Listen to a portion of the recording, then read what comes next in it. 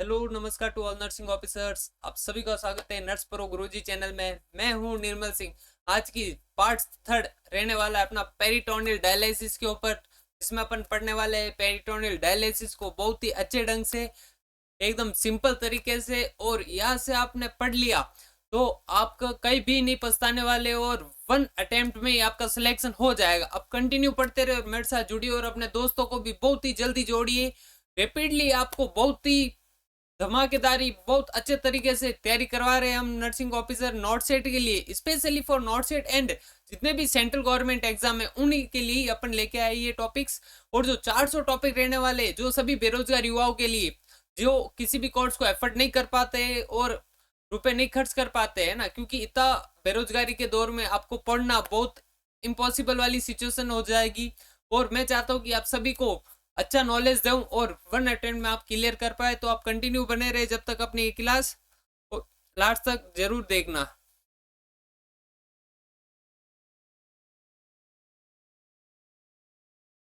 देख लेते हैं नर्सिंग ऑफिसर्स कि पेरिटोनियल डायलिसिस है। जो मोस्ट कॉमनली पेरिटोनियल डायलिसिस का दो टाइप की पीडी होती है। इसमें सबसे पहले अपने बात की थी सीएपीडी। सीएपीडी जो मोस्ट कॉमनली यूज की जाती है, इसके अंदर कौन सी यूज की जाती है? सीएपीडी।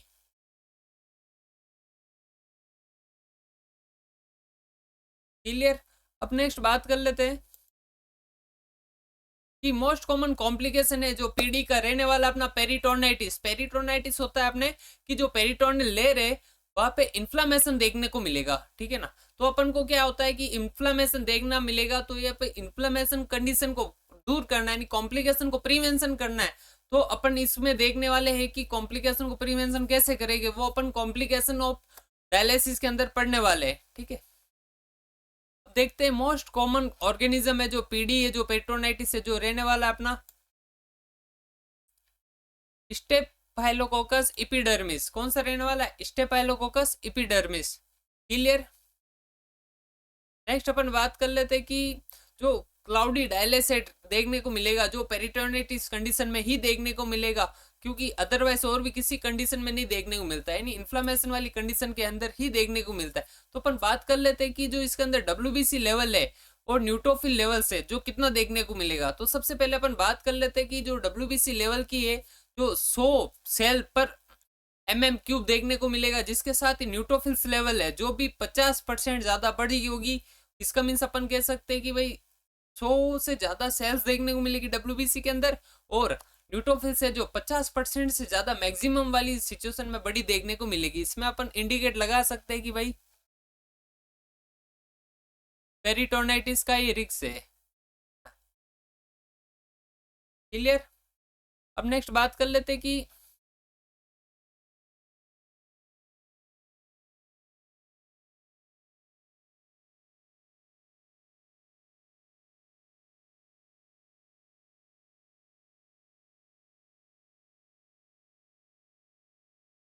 नेक्स्ट बात करते हैं नर्सिंग ऑफिसर की पीडी पेरिटोनाइटिस का ट्रीटमेंट है जो क्या रहने वाला है अपना।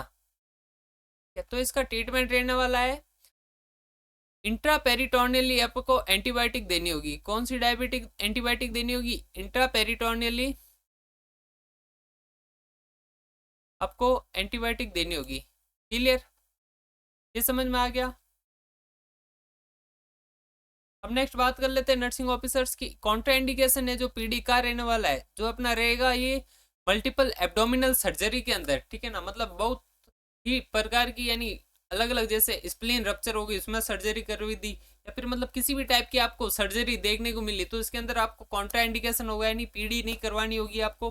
तो अपन नेक्स्ट बात करते हैं कि हर्निया जो कॉमन कॉम्प्लिकेशन देखने को मिलेगा। क्यों देखने को मिलेगा? क्योंकि इंट्रा एब्डोमिनल प्रेशर बढ़ जाता है ना। अब बताए कमेंट बॉक्स के अंदर नॉर्मल इंट्रा एब्डोमिनल प्रेशर यानी आईएपी कितना होता है, ठीक है।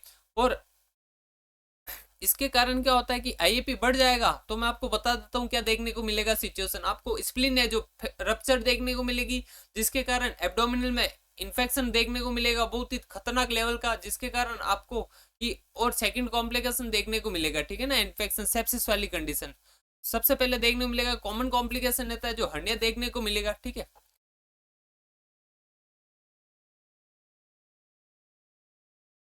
क्लियर। नेक्स्ट बात करते हैं कि पीडी के काउज जो हाइपरग्लाइसीमिया देखने को मिलेगा, क्योंकि ये जो डायलाइसेट है जो ग्लूकोज बेस्ड डायलाइसेट देखने को मिलेगा, जिसके कारण हाइपरग्लाइसीमिया होगा, डायबिटीज का रिस्क बढ़ जाएगा, आपको पेनक्रिएटाइटिस, एक्यूट पेनक्रिएटाइटिस देखने को मिलेगा यहाँ पे, ना कि क्रॉनिक पेनक्रिएटाइटिस। और सबसे ज्यादा सीवियर होता है, रिस्क होता है, जिसके अंदर लेफ्ट रीडिंग वाली कंडीशन होती है, जो एक्यूट वाला ही होता है। ठीक है, नेक्स्ट बात करते हैं कि पीडी पेशेंट के अंदर है जो वेट गेन देखने को मिलेगा, क्योंकि ग्लूकोज है जो एब्जॉर्प्शन करती रहती है, उसके कारण आपको वेट गेन देखने को मिलेगा। ठीक है, क्लियर। नेक्स्ट अपन बात करते हैं कि जो पीडी है प्रीफर्ड की जाएगी कार्डियोवास्कुलर इनस्टेबिलिटी वाली कंडीशन के अंदर। मोस्ट कॉमनली अपने वर्ल्ड वाइड के अंदर यूज की जाती है हीमोडायलिसिस। अगर बात की जाए कि भाई अगर कोई पेशेंट जो कार्डियोवास्कुलर इनस्टेबिलिटी वाला पेशेंट है, ठीक है ना, इसके अंदर कार्डियक प्रॉब्लम बहुत ज्यादा है, ठीक है, तो इसके अंदर पीडी करवानी होगी अपन को, पेरिटोनियल डायलिसिस। कौन सी करवानी होगी? पीडी।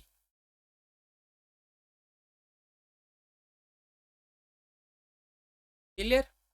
नेक्स्ट बात करते हैं कि पीडी जो बेटर होती है चिल्ड्रन के अंदर, इसके साथ ही डायबिटीज पेशेंट के अंदर। ठीक है, अगर डिसएडवांटेज की बात कर ले इसके कि मतलब का यूज नहीं करवानी है, यानी पेरिटोनाइटिस कंडीशन है तो इसके अंदर स्टॉप कर देनी है, पीडी को प्रोटीन लॉस हो रहा है इसके अंदर स्टॉप करनी है, ये वाली कंडीशन के अंदर भी स्टॉप करनी, क्योंकि कॉमन कॉम्प्लिकेशन है जो हर्निया देखने को मिलेगा, जो आईएपी इंटर एब्डोमिनल प्रेशर है जो बढ़ जाएगा उसके कारण देखने को मिलेगा।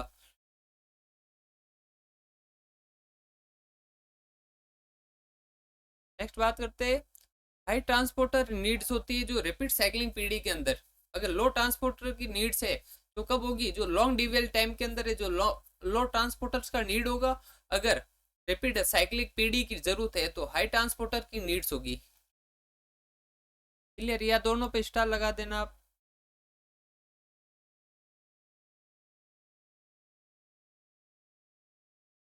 नेक्स्ट बात कर लेते हैं कि पीडी है जो रिमूव करेगी सॉल्यूट को डिफ्यूजन प्रोसेस के थ्रू। कौन से प्रोसेस के थ्रू? डिफ्यूजन प्रोसेस के थ्रू रिमूव करेगी।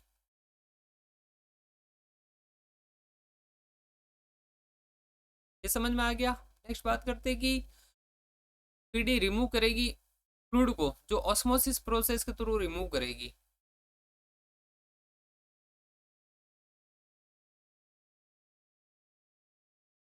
क्लियर।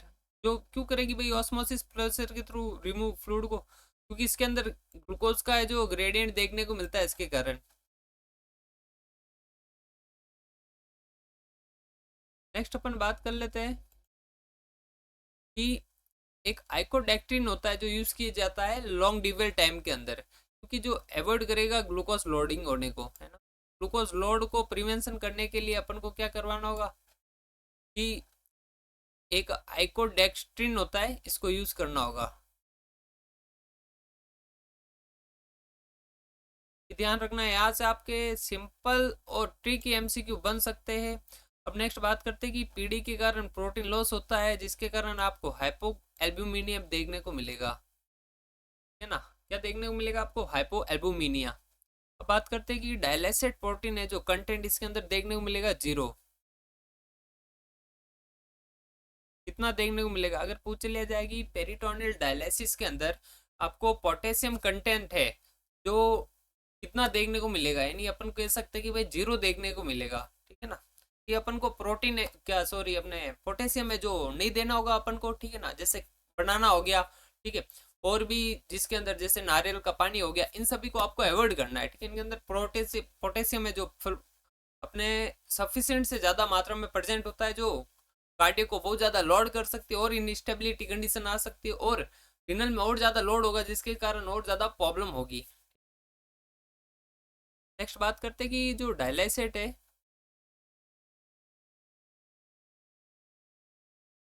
जो पीडी डायलाइसेट है जो यूज किया जाएगा lactate as a buffer.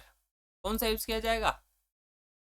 Lactate buffer के रूप में लैक्टेट को यूज किया जाएगा, जो कन्वर्ट कर देता है किसको? लैक्टेट है जो बाइकार्बोनेट को कन्वर्ट कर देता है। देखो पीडी के कारण क्या होता है कि लेस क्लियरेंस होता है मिडल मॉलिक्यूल देन एचडी, मतलब अपन कह सकते हैं कि सिंपल एंड स्वीट लैंग्वेज के अंदर की हीमोडायलिसिस के अंदर अपन ने पढ़ा था कि भाई मिडल मॉलिक्यूल के जो मोस्ट कॉमनली जो एक्सक्रिएट करवा दिया जाएगा, और जबकि इसके अंदर बात की जाएगी भाई लेस क्लियरेंस होता है मिडल मॉलिक्यूल्स का। अब नेक्स्ट बात करते हैं कि सीएपीडी है जो एक्सचेंज जिसका फ्रीक्वेंसी टाइम की भी पूछा जा सकता है कि भाई इसका फ्रीक्वेंसी टाइम कितना होता है सीपीडी का। तो आपको फ्रीक्वेंसी टाइम की बात की थी कि अपन ने कितना देखने को मिलेगा अपन को, जो अपन को यह देखने को मिलेगा 3 से 5 टाइम पर डे, मतलब एक दिन के अंदर आपको 3 से 5 टाइम ही करवाना होगा। ठीक है, अगर पूछ लिया जाए कितने 2 दिन के अंदर कितने टाइम करवाना होगा, नहीं अपन कह सकते हैं कि भाई 6 से 10 टाइम करवाना होगा। ये डे की भी बात की जा सकती है। अगर आपको मैं एक दिन का बता रहा हूँ तो आप हाफ डे का भी पूछ लिया जाएगा, तो हाफ डे के अंदर आप कह सकते हो कि भाई 1.5 to 3 जो टाइम करवाना होगा अपन को। ठीक है, सीएपीडी ये 1 डे की बात की थी। डायरेक्टली वन लाइनर का एमसीक्यू पूछा जा सकता है यहाँ पे, अभी तक पूछा नहीं गया, यानी मैं कह सकता हूँ भाई पूछा जा सकता है, तो आप इसको स्टार लगा दीजिए अभी। क्लियर। अब बात करते हैं कि भाई पेरिटोनियल मेम्ब्रेन है जो सेमी परमेबल मेम्ब्रेन होती है, ये किसका काम करती है, ये डायलिसिस मेम्ब्रेन का काम करके रखती है, यानी अपन कह सकते हैं किस टाइप की मेम्ब्रेन होती है, सेमी परमेबल मेम्ब्रेन होती है। ठीक है, नेक्स्ट बात करते हैं कि अगर इसके अंदर आपको देखो डायलिसिस करवा रहे हो आप पेरिटोनियल डायलिसिस के अंदर, तो आपको प्लूरल इफ्यूजन देखने को मिलेगा, वो भी राइट साइड वाला मोस्ट कॉमनली। क्यों देखने को मिलेगा, क्योंकि जो डायफ्रामेटिक है जो लीक देखने को मिलेगा, जिसके कारण आपको प्लूरल इफ्यूजन देखने को मिलेगा। आप बताओ दो कमेंट बॉक्स के अंदर, क्योंकि प्लूरल नॉर्मल फ्लूइड है जो कितना होता है। ठीक है, और इफ्यूजन के अंदर अगर माइल्ड लेवल का फ्लूइड है जो कितना देखने को मिलेगा, और सिविल लेवल का फ्लूइड है जो कितना देखने को मिलेगा। मोस्ट कॉमन है जो पीडी कैथेटर जो यूज किया जाएगा अपने, जो है जो रहने वाला है अपने टैंक ऑफ कैथेटर, कौन सा किया जाएगा, टैंक ऑफ कैथेटर यूज किया जाएगा।